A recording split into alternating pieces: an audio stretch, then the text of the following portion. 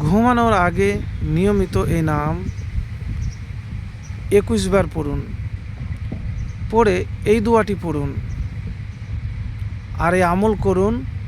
ইনশাআল্লাহ দিনেই কোটি কোটি টাকার মালিক হবেন, যদি আপনার দোয়া কবুল হয় আর চেষ্টা করতে পারেন। তো প্রিয় ভাই, আমি যে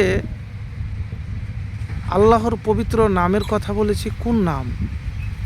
সে নামটি হলো ইয়া জাল জালালি ওয়াল ইকরাম। এর ফজিলত কি আছে সেটুকুন বলবো আপনাকে। আমি 21 বার বলেছি, আপনি 100 বার পড়তে পারেন, 200 বার করতে পারেন, 500 বার পড়তে পারেন, বা আপনি যতবার পারবেন, সেটা 3 বার হোক, 1 বার হোক, 11 বার হোক, কিন্তু নিয়মিত করবেন। দোয়া কবুল, হাদিস অনুযায়ী এই নাম এ দোয়া করলে আল্লাহ কবুল করেন। বিশেষ করে যখন এটি ইয়া হাইয়ু ইয়া কাইয়ুমু এর পড়ার সাথে পড়া হয়, ইয়া হাইয়ু ইয়া কাইয়ুমু বিরহমাতিকা আস্তাগিসু ইয়া জাল জালালি ওয়াল ইকরাম। ইসমে আজম এটি আল্লাহর বড় নামগুলোর একটি, যা বেশি পাঠ করা উত্তম। কাজের সহজীকরণ, নিয়মিত পাঠ করলে আল্লাহ দুনিয়া ও আখিরাতের সকল কাজ সহজ ও সুন্দর করে দিবেন।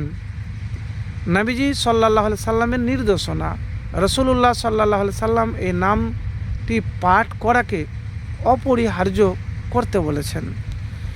তো আপনি ইয়া জাল জালালি ওয়াল ইকরাম পড়বেন। কখন পড়বেন? নামাজের পর। আমরা নামাজের পর সালাম ফেরানোর পরে বলি না, আল্লাহু আকবার, আস্তাগফিরুল্লাহ আস্তাগফিরুল্লাহ আস্তাগফিরুল্লাহ, আল্লাহুম্মা আনতাস সালাম ওয়া মিনকাস সালামু তাবারাকতা ইয়া জাল জালালি ওয়াল ইকরাম। তারপরে এটি কখন পড়বেন? সকালে সন্ধ্যায়, যখন কোনো কিছু প্রার্থনা করা হয় বা কঠিন সমস্যায় পড়া হয়, তখন আপনি পড়বেন ইয়া জাল জালালি ওয়াল ইকরাম। পড়া যখন হয়ে যাবে, তখন একটি দোয়ার কথা বলবো। কোন দোয়ার কথা?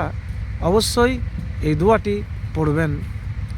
যে দোয়ার কথা বলবো আপনাকে, ঘুমানোর আগে পড়বেন। কি?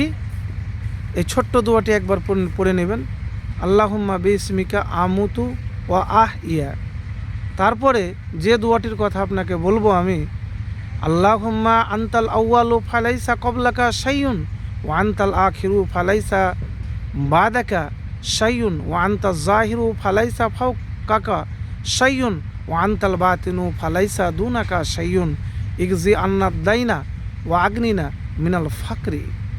অর্থ হলো, হে আল্লাহ, আপনি প্রথম, আপনার পূর্বে কিছুই ছিল না, আপনি সর্বশেষ, আপনার পরে কোনো কিছু থাকবে না, আপনি সব কিছুর ওপরে, আপনার ওপরে কিছুই নেই, আপনি সর্বনিকটে, আপনার চেয়ে নিকটবর্তী কিছুই নেই।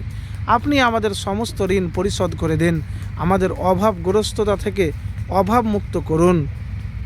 মুসলিম শরীফ 2713 নম্বর হাদিস। এবারে আপনি বলবেন যে কোটি টাকার মালিক হবেন বলেছেন। দেখেন, আপনি পরিশ্রম করুন, শিক্ষা দক্ষতা অর্জন করতে হবে, স্কিল আপনাকে তৈরি করতে হবে। এমনি তো আপনি মুখে বললেই তো কোটি টাকার মালিক হয়ে যাবেন না। শিক্ষা দক্ষতা, কোনো স্কিল, উন্নত মানের স্কিল আল্লাহর নাম নিয়ে আপনাকে শিখতে হবে, সেটা অর্জন করতে হবে, যা সবার চাইতে আলাদা। একবার করে দেখুন এভাবে আমল, দেখবেন আপনার অভাব তো দূর হবে।